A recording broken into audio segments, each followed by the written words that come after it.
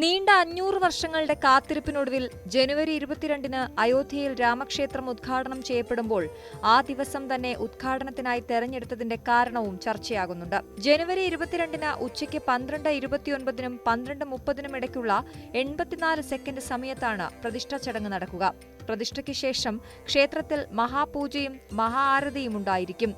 Hindu calendar അനുസരിച്ച് ജനുവരി 22 എന്നത് പൗഷമാസത്തിലെ ശുക്ലപക്ഷത്തിലെ ദ്വാദശിയാണ്.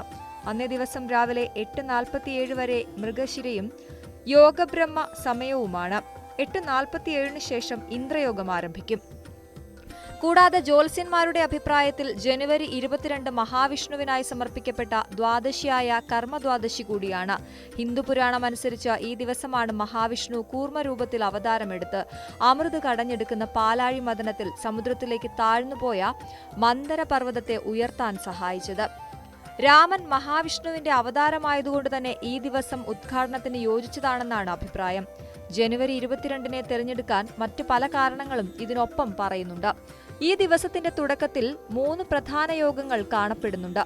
സർവാർത്ഥസിദ്ധി, അമൃതസിദ്ധി, രവിയോഗം എന്നിവയാണ് ജനുവരി 22-ലെ 3 ശുഭയോഗങ്ങൾ. ഈ ദിവസം ശുഭകരമായ കർമ്മങ്ങൾ നിർവഹിക്കുന്നവർക്ക് പിന്നീടുള്ള എല്ലാ കർമ്മത്തിലും വിജയം കൈവരുമെന്നാണ് വിശ്വാസം.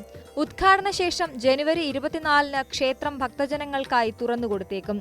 ക്ഷേത്രത്തിലേക്ക് വലിയ ഭക്തജന പ്രവാഹം ഉണ്ടാകാനുള്ള സാധ്യത ക്ഷേത്രാധികാരികൾ കണക്കുകൂട്ടുന്നുണ്ട്. ക്ഷേത്ര സന്ദർശനത്തിനെത്തുന്നവർക്ക് ഭക്തിസാന്ദ്രമായ അനുഭവം സമ്മാനിക്കാനുള്ള പദ്ധതികളും ക്ഷേത്ര ഭരണസമിതി ഒരുക്കുന്നുണ്ട്. ജനുവരി 14-നാണ് ചടങ്ങുകൾ ആരംഭിക്കുന്നത്. പ്രധാനമന്ത്രി അടക്കമുള്ളവർ പങ്കെടുക്കുന്ന പ്രതിഷ്ഠാ ചടങ്ങിന് മുമ്പായി അയോധ്യ നഗരത്തിൽ ഒരുക്കങ്ങൾ അതിവേഗമാണ് നടക്കുന്നത്.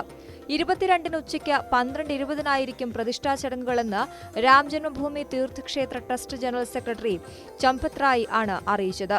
രാംലല്ലയുടെ 3 വിഗ്രഹങ്ങളാണ് ക്ഷേത്രത്തിൽ പ്രതിഷ്ഠിക്കുക. ഇവയുടെ നിർമ്മാണം പൂർത്തിയായി കഴിഞ്ഞു. രാജ്യത്താകമാനം നിന്ന് ക്ഷണിക്കപ്പെട്ട 40,000 സന്യാസിമാരും പൂജാരിമാരുമാണ് 14-ാം തീയതി തുടങ്ങുന്ന ചടങ്ങുകളിൽ കർമ്മിമാരാകുക. വാരണാസിയിൽ നിന്നുള്ള ലക്ഷ്മികാന്ത് ദീക്ഷിതായിരിക്കും മുഖ്യ കാർമ്മികൻ. ചടങ്ങുകൾ ആരംഭിക്കുന്ന ജനുവരി 14 മുതൽ 22 വരെ അയോധ്യയിൽ അമൃത് മഹോത്സവമായി കൊണ്ടാടുമെന്നും രാംജന്മഭൂമി തീർത്ഥക്ഷേത്ര ട്രസ്റ്റ് അറിയിച്ചു. പ്രതിഷ്ഠാ ദിനത്തിൽ അയോധ്യ സന്ദർശിക്കാൻ തിരക്ക് കൂട്ടരുതെന്ന് വിശ്വാസികളോട് പ്രധാനമന്ത്രി ആവശ്യപ്പെട്ടിരുന്നു. രാമചരിതങ്ങളിലും രാമായണത്തിലും പറയുന്നത് പ്രകാരമാണ് രാമവിഗ്രഹം തയ്യാറാക്കിയത്. അമ്പും വില്ലുമായി നിൽക്കുന്ന രാമന്റെ വിഗ്രഹം ക്ഷേത്രത്തിൽ എവിടെയും ഉണ്ടാകില്ല. ക്ഷേത്രത്തിലെ അലങ്കാരപ്പണികളുടെ ഭാഗമായി മാത്രമായിരിക്കും നമ്മൾ ഏറെ കണ്ടുപരിചയിച്ച രാമന്റെ രൂപമുണ്ടാവുക.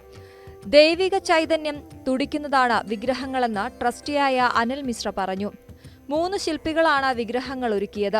2 എണ്ണം കർണാടകയിൽ നിന്നെത്തിച്ച ശ്യാം ശിലയിലും 1 എണ്ണം വൈറ്റ് മാർബിളിലും ആണ്. 1000 വർഷമെങ്കിലും നിലനിൽക്കും വിധമാണ് ഇവ തയ്യാറാക്കിയിരിക്കുന്നത്. ഇനി ഇവ ചന്ദനമോ മഞ്ഞളോ പുരട്ടിയാൽ എന്തെങ്കിലും തരത്തിലുള്ള കേടുപാടുകൾ ഉണ്ടാകാൻ സാധ്യതയുള്ളതാണോ എന്ന് പരിശോധിക്കും. അതിനുശേഷമായിരിക്കും പ്രതിഷ്ഠാ ചടങ്ങുകൾ തുടങ്ങുക. ഈ പരിശോധന കൂടി കഴിയുന്നതോടെ ഏറ്റവും യോജ്യമെന്ന് കരുതുന്ന വിഗ്രഹമായിരിക്കും രാമക്ഷേത്ര ശ്രീകോവിലിൽ പ്രതിഷ്ഠിക്കുക.